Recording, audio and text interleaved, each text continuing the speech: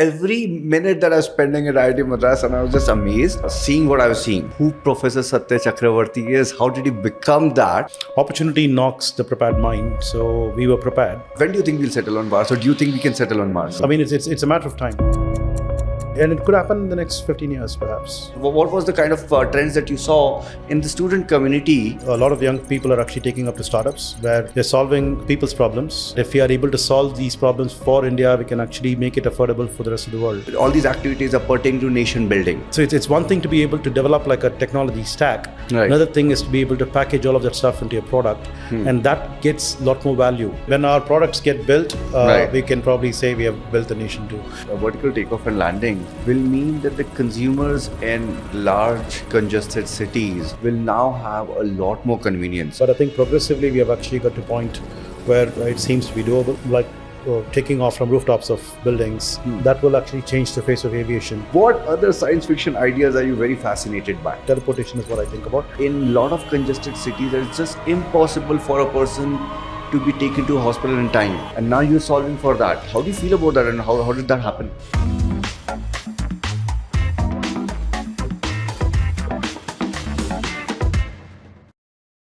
The Hustle Group Company. Let me introduce you to the Hustle Group Company. It's a lifestyle brand that's redefining streetwear through the power of fashion, self-belief, and resilience. The second one being Discover Dollar, which is an AI-driven tech company that helps brands and retailers recover hidden dollars from overpayments and leakages. DocsNow's intelligent platform empowers businesses of all sizes to rapidly collect, manage, govern, and collaborate on the data front, transforming your documents and making sure there's an impact on the business bottom line, all in a secure and a single environment.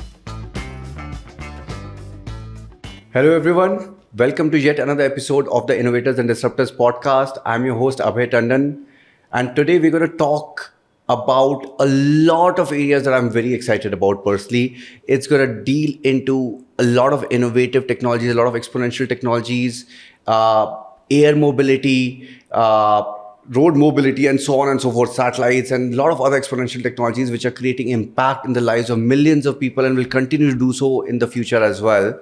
And for that, we have an amazing guest today with us. His name is Professor Satya Chakravarthy. Thank you so much, sir, for coming in. Thank you. A quick introduction about him. He's a scientist, he's an innovator, he's an entrepreneur. He has done so many different things that I am so awe-inspired by what he has to share today. So we'll talk to you, Professor Satya, about some of these things. And very importantly, he's the founder of ePlane company, something that I've been very excited about all these years. I wanted to talk to you about that as well. But before we go deeper into this, I wanted to talk to you about who Professor Satya Chakravarthy is. How did he become that? What was your upbringing like, sir? Yeah, I mean, if you remove all of the stuff that you just mentioned, I'm just a normal guy. Right? So grew up in a middle-class family back when I grew up in Chennai. In fact, maybe a lower middle-class family at that time when we were, and both my parents did not go to college. So, of course, my sister and I were the ones who went to college first in our family, and I had the opportunity to go to IIT Madras from where I was. Once at IIT Madras, then you get more exposure to the ways of the world. From there, I could pick up to go to the US for my master's and PhD at Georgia Tech. Yep. And then within a couple of years of working there, then I decided to come back to IIT Madras to teach. Went through my career progression for about 10 years, which is a typical time that it takes for somebody who joins as an assistant professor to become like a full professor. And around the same time, I also had the opportunity to lead the effort to establish one of the world's largest combustion research centers in academia. Yes. Which then led me to think about product development very seriously, and then where's the market for it, and who is going to pay for it, and where am I going to get the funding for it, and how do I position this, and all that stuff. And then that kind of slipped me into the entrepreneurial journey. Yeah. So that's in a nutshell, this is how it happened. You've been way beyond humble in mentioning a lot of things that you just did.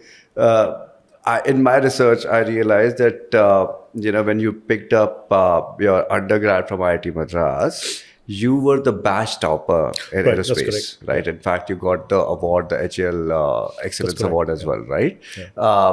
Before we even get into that, I wanted to understand what got you into aerospace engineering? Because back in the day, aerospace engineering was not a very commonly thought of stream to be picked up. And you decided to go into that. Yeah, I think so.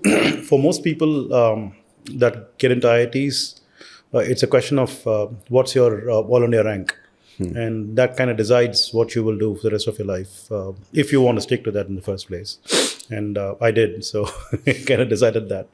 So I did get a certain rank that allowed me to choose branches and campuses in a particular combination, and I could have. I mean, I did, of course, have multiple other choices, but Madras Aerospace Engineering was the top choice that I did. That seemed like that was within grasp for the rank that I was. In fact, it was. It was.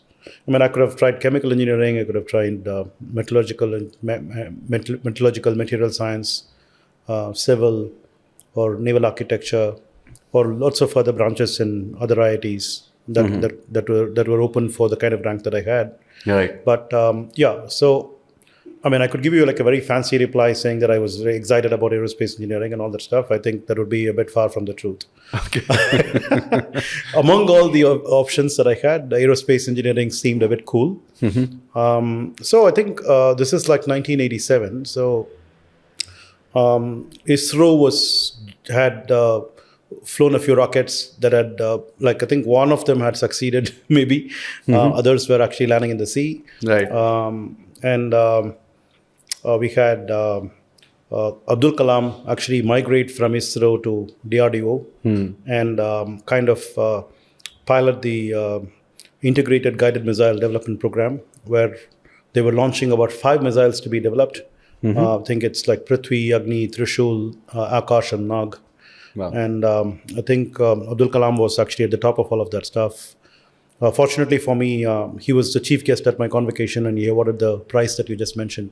Wow. That's amazing. And yeah, I think there was some buzz around, but most of it was governmental. But that was okay. So this is like the pre-1991, the liberalization era. Right. So getting a Naukri job is like a pretty good thing. Right. So Very true. yeah, so we didn't really have like great ambitions. I mean, in terms of, I mean, to think about it, like if you were to actually join ISRO or join DRDO and then made your missiles or rockets, so that's actually pretty big ambition by itself, right? So it's not about like how much you earn, what's your position, all of that stuff, right? So yeah, India was already doing some pretty big stuff at that time, and yeah, that was pretty exciting. Wow, that's amazing. In fact, so is it during your IIT Madras days that you found your calling for combustion and propulsion technologies? Well, so yeah, I did actually have a proclivity for what's called as propulsion. And I did end up actually doing a couple of internships that involved combustion. So at the end of my second year, there was a position that was open at my department for an internship to assist a PhD student who was burning solid rocket propellants in the lab. And that was my first stress with burning anything. Didn't realize that that would kind of become like a craze for me to think about burning everything. Is it fun doing that? Not exactly. You got to be safe. Of course. Yes. Yeah, but I have actually taken a shot at burning lots of stuff at very high pressures, as well as at like going all the way to burning garbage, Yeah. and so on. Yeah. Wow. Right. That's been an amazing journey. And I think you did mention this, you along with a few others founded the National Center for Combustion Research and Development. which is the largest research facility globally when it comes to combustion. Right. What led to this? It's the largest facility globally on combustion, and that's a technology which is so important, critical today. When we talk about air mobility as well. Yeah. So I think historically, IIT Madras did have a fairly large set of combustion related faculty members from multiple departments. But I think there was this realization across different cadres, starting from, let's say, the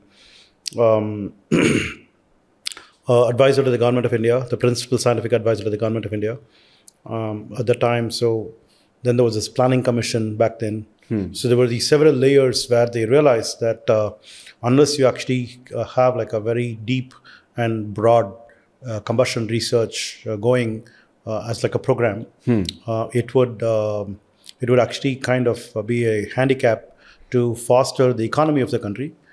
So specifically, the Planning Commission had actually thought about this and said that for both automobile combustion as well as thermal power, which were the drivers of the economy back then, as well as the strategic importance on space and defense, combustion was very important to solve these twin problems of energy security and in the environment. Right. So this was in the 2000s, right? So we did not really realize the solar revolution that was coming up at the time. We did not realize the electrification revolution that was coming up on vehicles. But of course, the strategic interest in space and defense actually got enlarged to serving even MNCs who are actually coming into doing aerospace propulsion and aerospace combustion, like jet engines for commercial aircraft kind of thing. So all of these things kind of changed from the 2000s to the 2010s. But the core essence of the need to do combustion to be safe in terms of environment as well as to be able to explore alternatives was actually there. And that's what led to the establishment of this combustion center. And opportunity knocks the prepared mind. So we were prepared. We were kind of like up for the game, saying, yeah, sure, we will be able to set it up and so on. So we did like lots of detailed workings on what does it take for us to actually set up something like that. And so we now have like a 5-story building for combustion research like none other in the world. Right. The largest floor space, the best facilities, as well as the largest number of faculty in diverse areas of combustion. Wow. All of that put together, multiple metrics, and the number of projects that we have done for the number of industries and companies or organizations, and the amount of funding that we have garnered for all of that stuff. Pretty much, and then the number of publications that we have been able to put through over the time, and the number of PhDs that we have graduated. There are lots of metrics by which we can actually, target global standards. Makes a lot of sense. That's fantastic.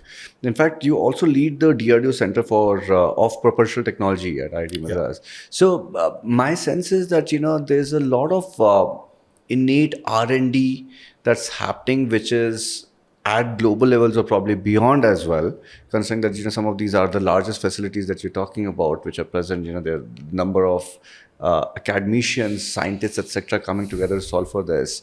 How do you see that the previous decade was a golden decade where a lot of these kind of initiatives were coming up? Do you see the current decade as the golden decade, or do you think in the future is going to propel us further for nation development? I think the best is yet to come always, right? So we always have to be hopeful and optimistic about something better that might happen than what's happened in the past. The very question that you're asking essentially implies that we have had a fairly good run last decade, which is a good thing. Right. So the question basically is that how do we build on it? Instead of saying the past was better, right? That would kind of say that we are not doing well now. And the question then we'll ask is, why are we not doing well now, right? And that's not acceptable, right? So and it's not that way either, right? So we have actually been doing much better now when compared to 10 years back. The research funding that we commanded definitely was pretty good. There's no doubt about it. But in my own way and in my view, the way I have actually kind of steered away from getting the government research funding to accomplish R&D for the research labs or any other organization like, let's say, GE Aviation or BHEL or any of these people that we have been working with at the combustion center. What we believe now is we are actually in a position to develop some key products which can go to market and have a fairly high market value, and that actually helps us position IIT Madras, what we do at the combustion center or anything that's associated with my geography as something that contributes to the GDP of the country, and that's super important. We should be able to articulate and translate the work that we do in the labs onto how that actually contributes to the GDP of the country. And the answer is try to do this in a way that actually creates high value products that command a market presence. And therefore, you should actually be able to excite a bunch of investors to invest in you. So if you think about it in real terms, we did actually get like about hundreds of crores of rupees in research funding within a very short period of time at the combustion center after the seed grant of about, let's say, 46 crores or whatever, 50 crores, close to that. But the kind of investor funding that we are actually getting subsequently for an AgniKul or an ePlane or any of those things is actually, overshadowing that, right? So when it comes to, so it's one thing to be able to develop like a technology stack. Right. Another thing is to be able to package all of that stuff into a product, and that gets a lot more value. Right. And that's what we are actually doing right now. And I have, at least in my mind, multiple such products to actually engage on for the next decade. Oh, wow. Right. So which essentially means that the next decade is actually going to be better than this decade. Amazing. And this decade is better than the previous decade. Wow. No, that's so fantastic to hear. Because while I was growing up, in fact, you mentioned 1987, the convocation year. I was 1 year 91 old. Was my convocation year. 87 is when I joined, yeah. Okay, so 87, I was 1 year old. Okay. I'm much younger, of course. But when I was growing up, there used to be always this conversation around a lot of amazing stuff happening on the academic side, but not seeing the light of the day as a formulated product, right? A packaged product that goes out and is then imbibed in applications which are of national significance. That's exactly what I'm saying is now happening in this decade. Yeah. So you are, in a sense, building the nation. All these activities are pertaining to nation building. Sure. I mean, when our products get built, we can probably say we have built the nation too. No, but the GDP addition to it is in fact, a lot of R&D. Plus the jobs that we can create and exactly. All that stuff, yes. So this is fantastic. One quick question, because you then also in parallel were a professor, a very celebrated professor, a lot of awards nationally, internationally as well for the kind of work that you're doing. Do you see the new generation of students who are coming in had a similar hunger, or was it? Did you see it increasing? Was it same? What was the kind of trends that you saw in the student community in terms of their hunger for contributing towards the growth of the country, contributing towards solving for key challenges using exponential technologies? Right. So there are two answers to that, and both answers are actually extremely positive. First of all. Right. So there are a whole bunch of, I wouldn't necessarily, credit the student community with thinking about nation building and all of those things. But that's fine, because when you're 20 something, you don't think about all those big things like nation building. Even now when I'm whatever age that I am at, if I may contribute to the nation building, it's great. But we are small. I mean, we're not. Each of us is doing like a little bit to the nation building and so on. So I think we shouldn't actually put like such a huge thing on young people's shoulders. But people are doing very well.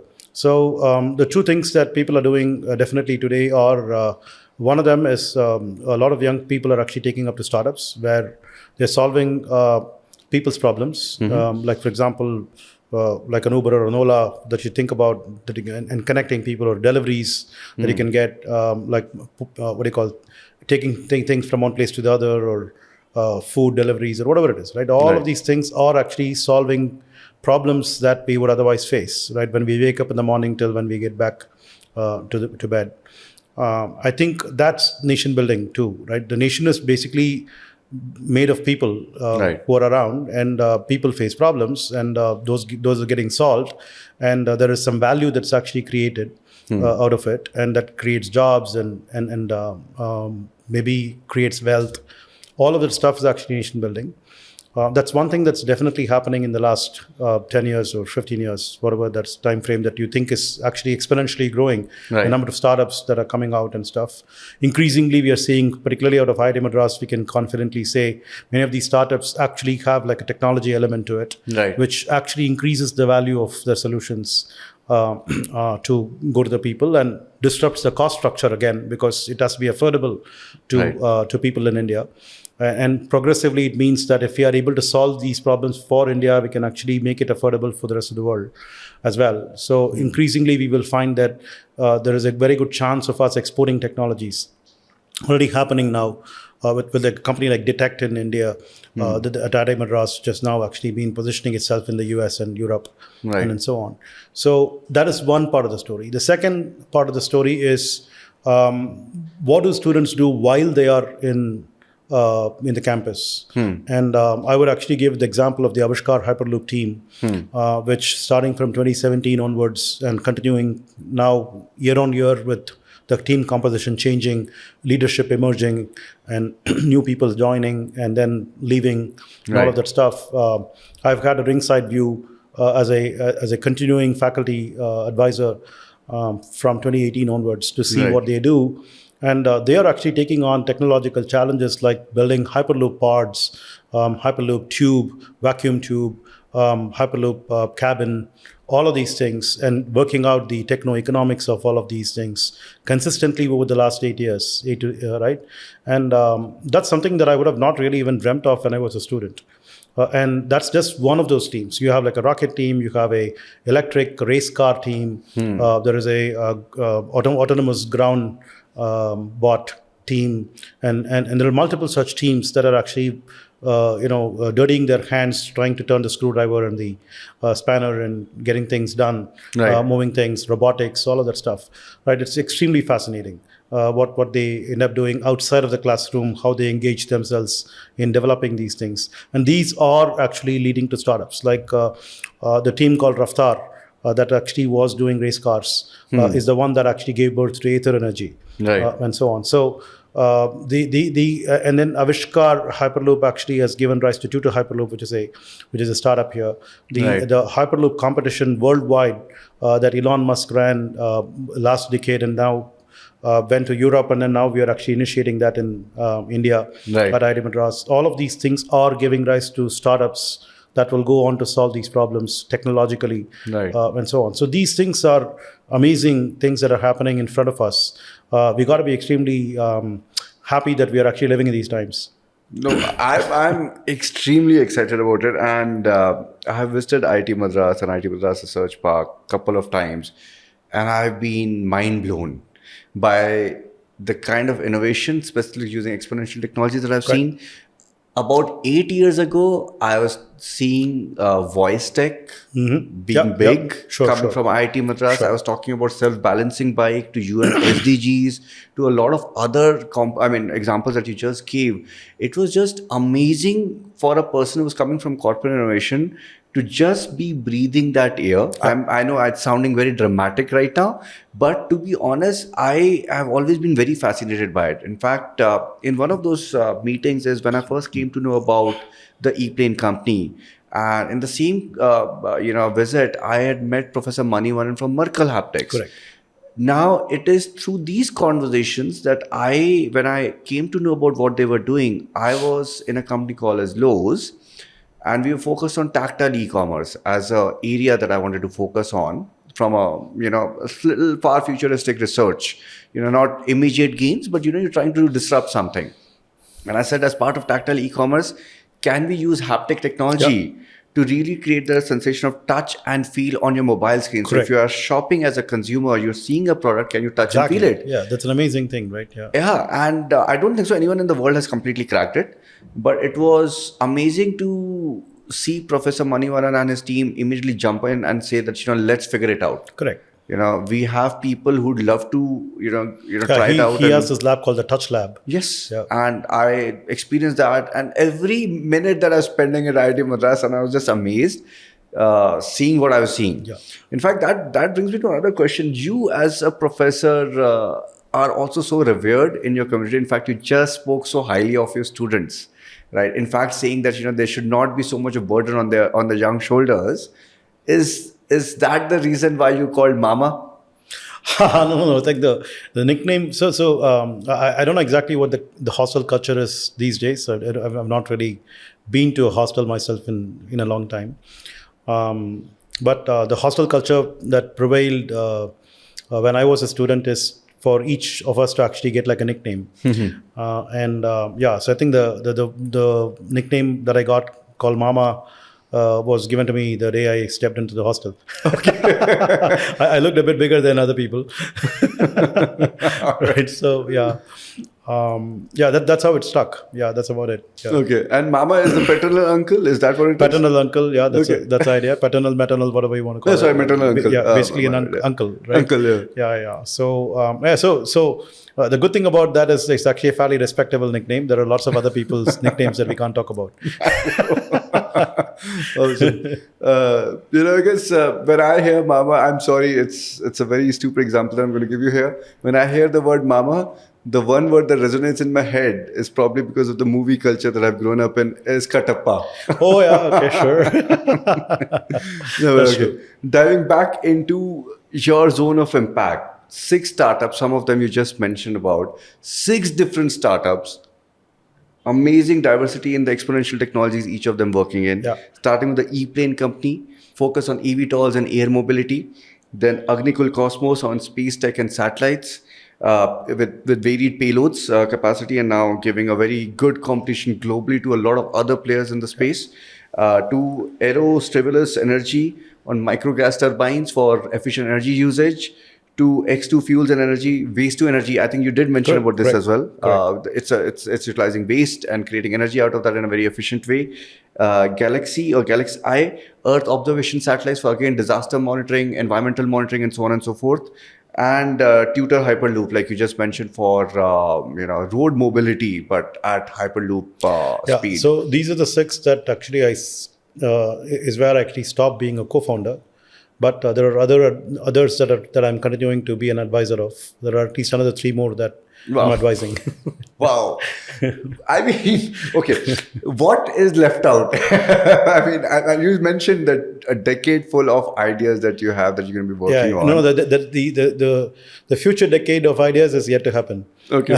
So that's not part of the 9 startups that we are talking about. The 6 plus 3 that I am currently advising. So I think what I realized was it's not really about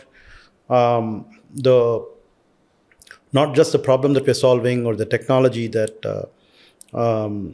goes with it and all that stuff. Of course, the technology is important. Otherwise, people will not really see a role for me to be an advisor of, or even to run the company by myself as I do at ePlane.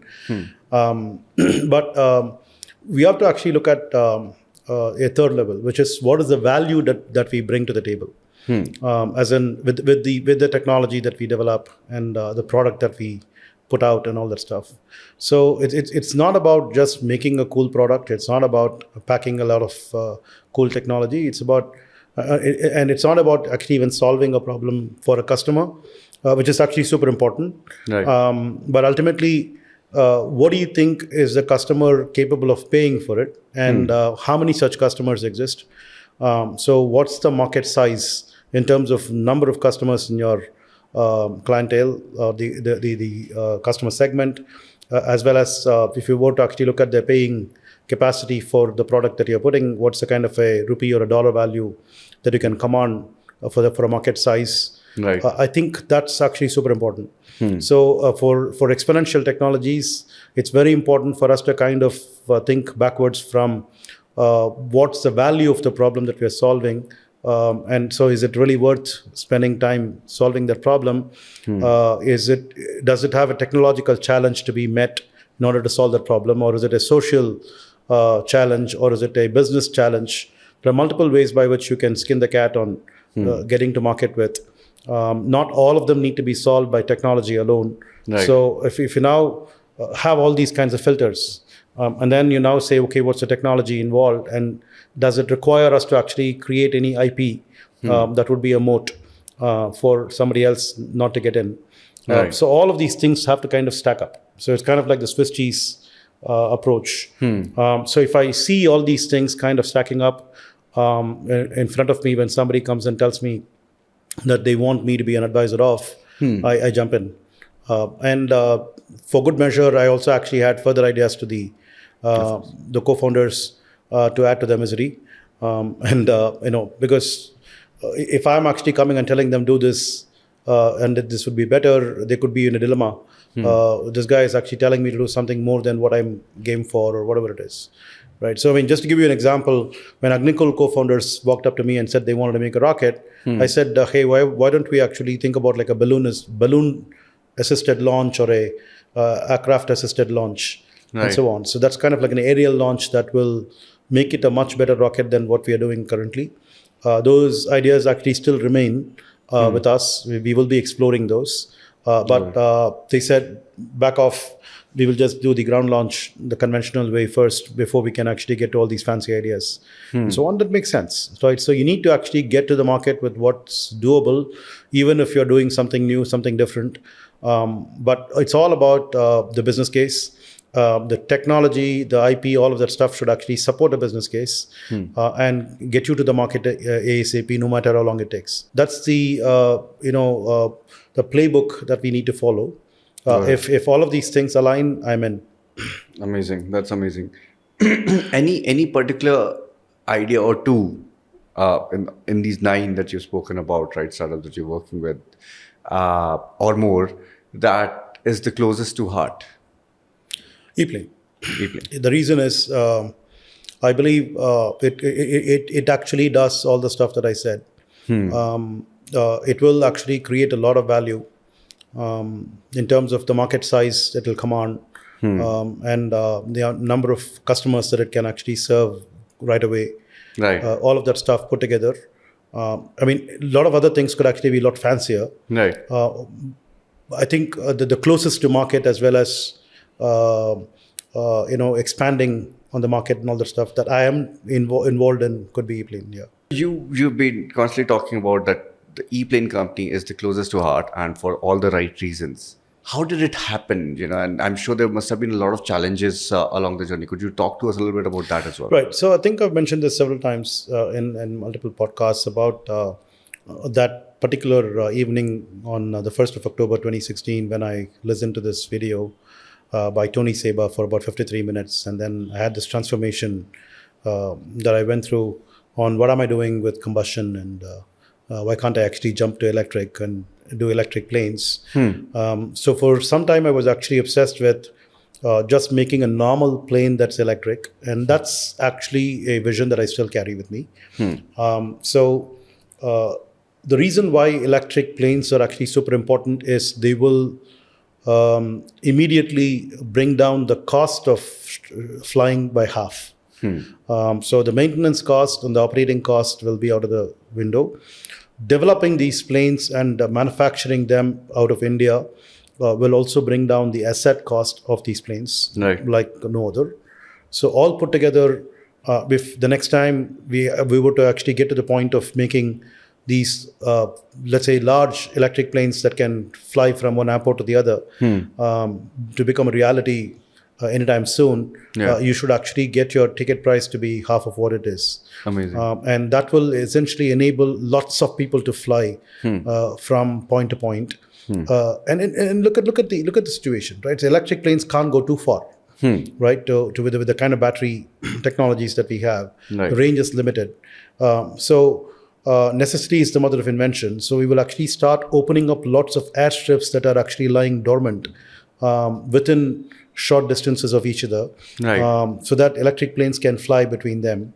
And we can actually pop up lots of smaller airports Right. in all of these places for people to actually fly between these places.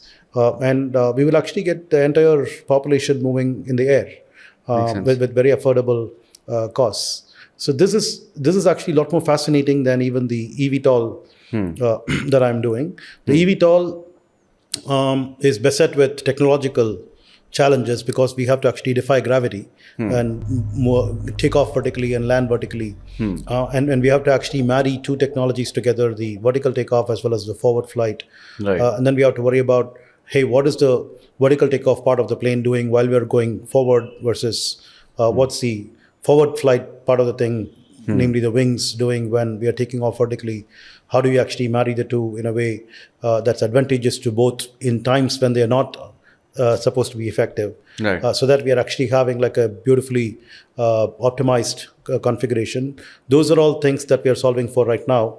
But if I were to actually go back and just do a plain vanilla, a fixed wing aircraft, which is just electric, that will actually change the face of aviation. And that's the day that I'm actually waiting for. Wow. Yeah. Okay. Because in my head, I was thinking a vertical takeoff and landing will mean that the consumers in large congested cities will now have a lot more convenience. In fact, while growing up, there was a cartoon show called as Jetsons. Correct. Right, that all of us, I mean, a lot of us my age, Yeah, we grew correct. up seeing this, and we were very inspired by that. That probably in our lifetime we'll get to a place where vertical takeoff and landing happens, and you're probably sitting in your house and small pod. Even 10 years ago, like about 2015, when people were talking about air taxis or flying taxis, flying cars, whatever you want to call them, Yeah. it was considered in the realm of science fiction. Right. But I think progressively we have actually got to a point where it seems to be doable, and we will start with what we can do, and then progress to what we need to do. So effectively, in electric aviation, we are essentially solving the harder problem first of Right. the VTOL, and scoping new markets, like taking off from rooftops of buildings, Right. where people are, and taking them to across the city. That's a different problem than what conventional aviation currently solves by asking you to go to an airport and then Exactly. fly out of there to another city and so on. But effectively and eventually we will actually get there with electric aviation too. I'm sure. So what we're doing now is actually like a precursor to what might actually change the face of aviation in the next decade or so. Wow. Yeah. On a lighter note, in 2018, when I first visited IIT Madras, and I'd come to know about the ePlane company back in the day. It was just the onset journey of the Correct. ePlane company. And I was sitting with Pranjal. I But was at sitting that with time is Rashida. when I actually had this idea that we should actually go all the way to making larger planes that will go from airport to airport, which is electric. Yeah. But then I had to kind of sort of grudgingly admit that we need to solve the eVTOL problem first. All right. No, I think you're solving this, and you're very close to almost True. being commercially out there, right? Yeah. I think it's so brilliant, and that's exactly what I was saying. I was sitting with Pranjal, Arjun Rao from Chalet, and I'd come back from that trip from Madras, from Chennai, and I wagered with my wife that by 2025 we would be sitting on a flying taxi in the city. Right. And she said that's not possible. Yeah. Of course, early in this year, a month ago, when I was telling her that I'm going to be bringing you in as a guest, she was telling me, but you did lose, and I was like, but I think we're very close to that reality. It's just that you're not going to sit in the aircraft by 2025, but we will have a human being sit there. Amazing. I would love to nominate myself as a guinea pig. No. We'll actually have test pilots, experimental test pilots do their job. I mean, they have to be qualified for it. But in about a year from then, we should actually have normal people sit there. I'm going back home and waging again. Yeah, you should. Thank you. You should. I'll support you. Thank you so much. In fact, I think the recent partnerships, the big partnership with ICATT, $1 billion for flying ambulances. Right. That is so brilliant. We were speaking about nation building. Again, I'll bring back to that point.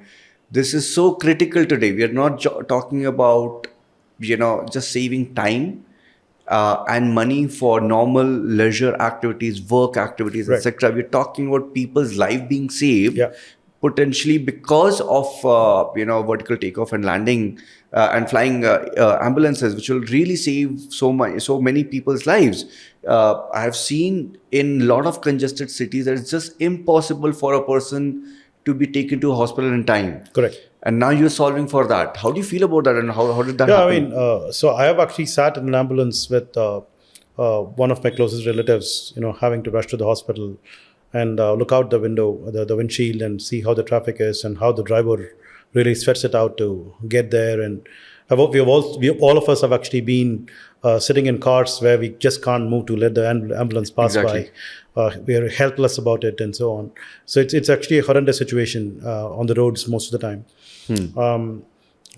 We definitely want to actually get there to solve that problem ASAP. And that's exactly what we are trying to do. We are our first version that we are actually putting out into the market as an air ambulance, mainly because it actually makes a business sense rather than the social aspect of it, simply because it's super important for us to be able to modulate the demand expectation from people.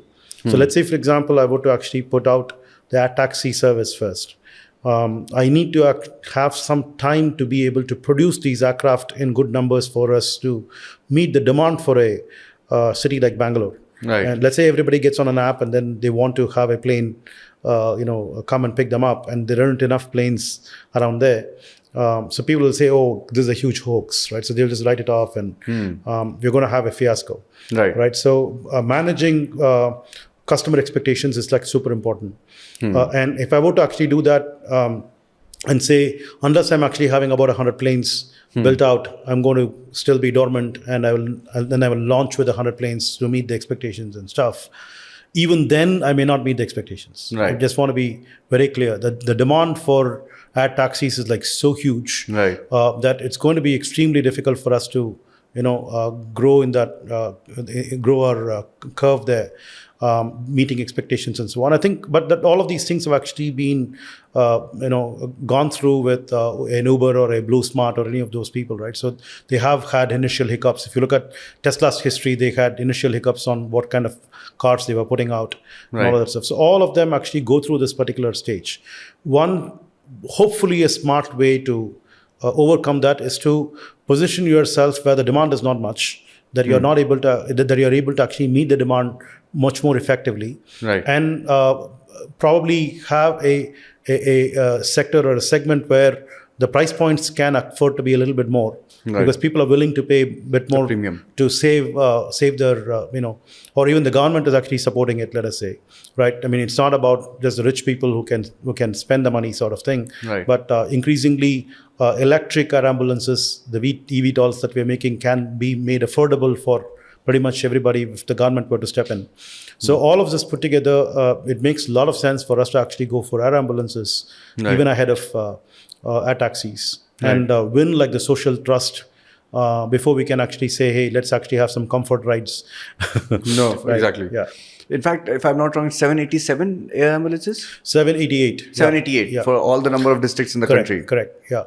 Fantastic. And when do we see the first one deployed? We expect by early 2027. About a little less than a couple of years from now is what we're expecting, optimistically. Okay. Right, but give or take a few months. Yeah. That's fantastic. In fact, the partnership with ETAC will also, I'm hoping, as per my research and what I've read in the editorials outside, will help in making sure that infrastructure availability will absolutely. So, in fact, what I would encourage you and the viewers to actually follow is what the government is doing about these things, and it's pretty smart. So, early in September, they actually released the regulations for not only the aircraft certification that we have to go through. And so now we have like a very clear path to certification to follow the standards that we need to get the certification done. Right. Prior to that, we were thinking, do I have to actually follow a European standard, or do I have to follow an American standard, and so on. So the government actually came up with a very good plan for putting both of them together, so that we have standards that will be acceptable to both Europe and US if we want to actually position ourselves to export our product. Right, and also to meet those standards for the Indian market itself. But the other thing that they did in the context of the question that you're raising is they also actually put out standards for the vertiports where we would land these aircraft. And both of these are long lead items to solve this entire problem. We have to build the infrastructure just as well as we are building and testing and certifying the plane. So those regulations are out so that we can now start building the vertiports in different places. So think about the air ambulances itself, just to dial back to that particular use case. It's not sufficient that we actually have landing sites on top of hospitals or around the hospitals, but where will the patient get picked up from? Right, so you don't expect the patient has to go to the hospital. That means that we need to actually have vertiports around the city or around the villages or whatever locations that we are talking about to pick up patients from. Right. So the infrastructure development is just as important as the aircraft development. Right. That's amazing and very, very necessary as well. In the decade from now, do you foresee the challenges in terms of air traffic? Yes, so that's interesting thing, right? So I did ask the DGCA on why are they actually not doing the air traffic control anytime soon. Right. In fact, but after the vertiports and the aircraft standards, they are now working on pilot training standards as well as MRO standards, maintenance, repair, and overall standards, because they think that will actually be the next bottlenecks to solve for. Right. So if I have the aircraft, I have the landing sites, I still need the pilots, right? So I need to actually get these pilot standards, get pilots trained during a certain time frame before the aircrafts are ready, and so on. But the DGCA is very clear that in the initial period we don't expect lots of aircraft to be there, and we know how to operate helicopters today, right. And so we can actually use those operating procedures to handle the kind of traffic that we will see. But we will pretty soon quickly get into air traffic management rules for handling larger traffic.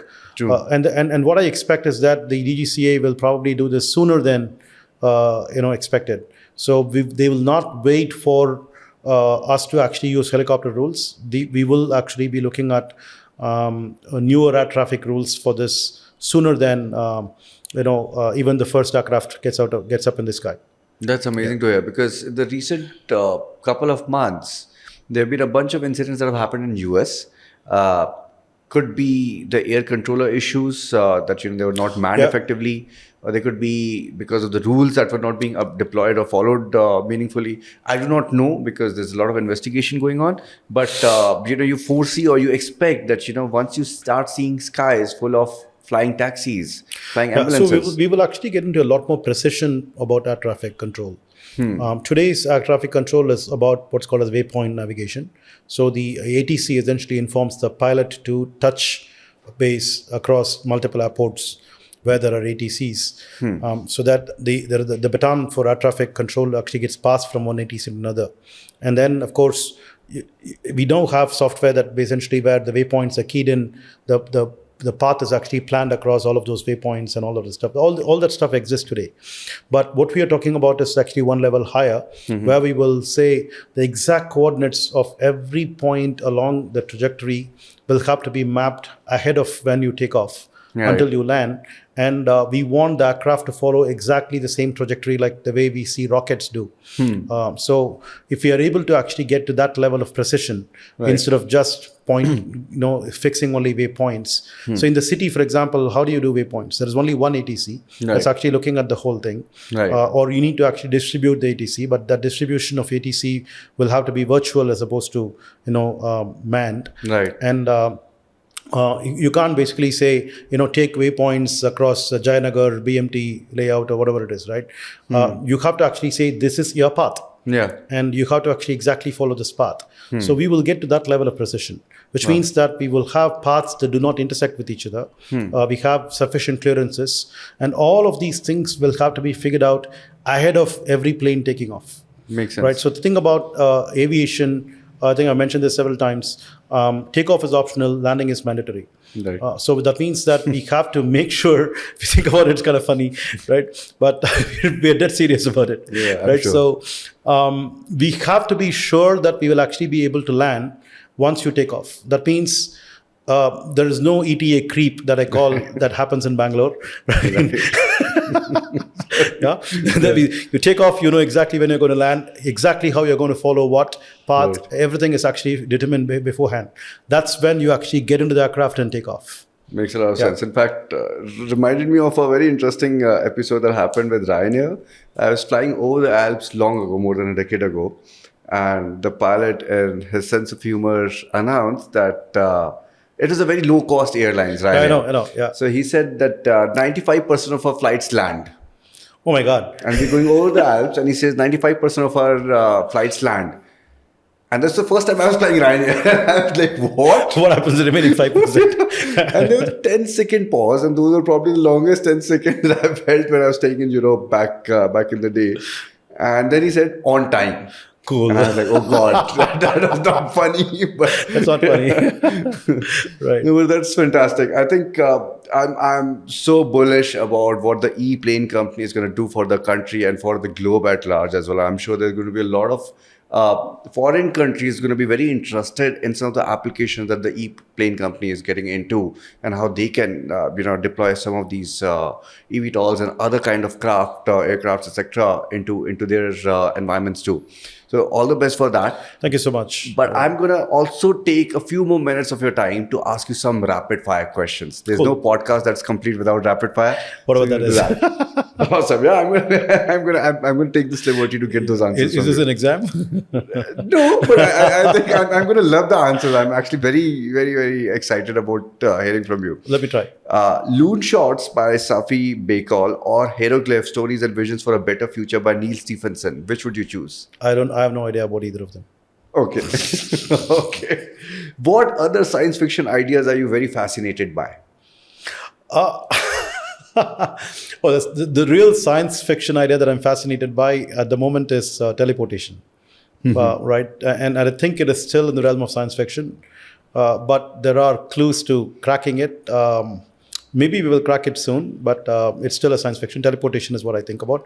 Everything else that you may think is science fiction, I think it's actually in the realm of doable, and therefore I don't think it is science fiction. Brilliant. So happy to hear that. Yeah. Do we settle on Mars? When do you think we'll settle on Mars, or do you think we can settle on Mars? Oh yes, indeed. Emphatic yes. Okay. So there is for those who are like the Mars aficionados, if you will, we have a definite plan to do it. So it's I mean, I'm not part of any secret society or something. Right. But people who are actually clued into how to do this, there is actually a definite plan to do this. Oh, Yeah, yeah. fantastic. So we will do it. Yeah.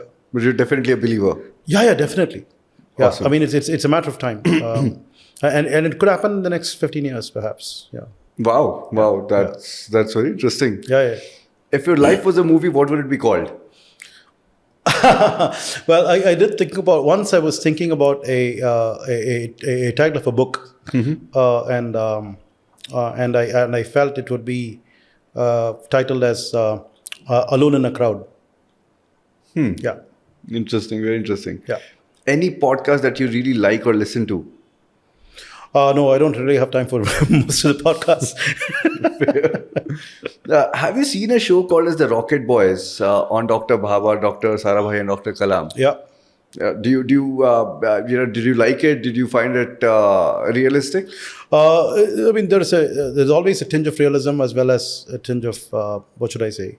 Creative liberties? Yeah, creative liberties. That's a right phrase, perhaps. But I think all of these things need to be appreciated. Yeah. So whatever it is, we need to appreciate it. It's important to actually bring all these people, all these personalities to the common audience. Yeah. So any amount of creative liberties is okay. I love that. I love that show. Yeah. Indeed. Yeah. Brilliant. Yeah. I mean, yes, there are creative liberties, but I felt so No, charged about watching so that. the reason why I said creative liberties is because I am actually privy to some of the inner details of how they had worked and what are the situations they faced. Yeah, so right. I do know what it is versus what they have portrayed. Right. But it doesn't matter. Yeah. The fact that you loved it is actually what's important. Yeah. Thank you. Yeah. Who inspires you? Any person alive or deceased? Oh, multiple people. So and multiple times at multiple times. So hard to tell. Yeah, and then after all these things, the rational mind that I am, I should be my own. right? Yeah. So yeah. Amazing. One last question. How does one join the brainstorming club with you? The late night brainstorming club about going to Mars or some of these exponential technologies and the use cases. How does one join that? I'm not sure if I qualify, but if I could, what would I do? We don't really have a club as such. I think I respond to pretty much everybody that sends me a WhatsApp message. All right. Thank you so much for that. Brilliant to understand so much in such a short period of time from you, sir. Lovely to have you on the show. On that note, I am going to give you a hamper. Oh, nice. Thank you so much. It's a personalized hamper for you. Okay. Sponsored by Cupcake Designs. They personalize, they're into corporate gifting and they do a lot of personalizations. So this is for you. Thank you so much for taking our time.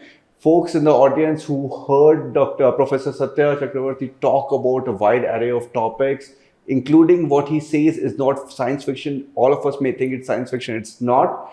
Please let us know how you felt about the episode. I was mind blown. I was super excited. I don't want to let him go, but the episode comes to an end. Thank you so much. Do share your suggestions over comments and do show your love. Thank you.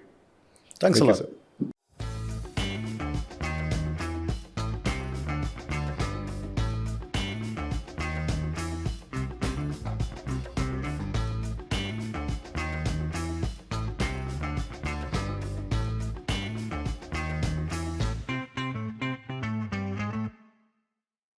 Feel free to share your perspectives through comments, subscribe to the channel, and do send us some suggestions as well. Thank you.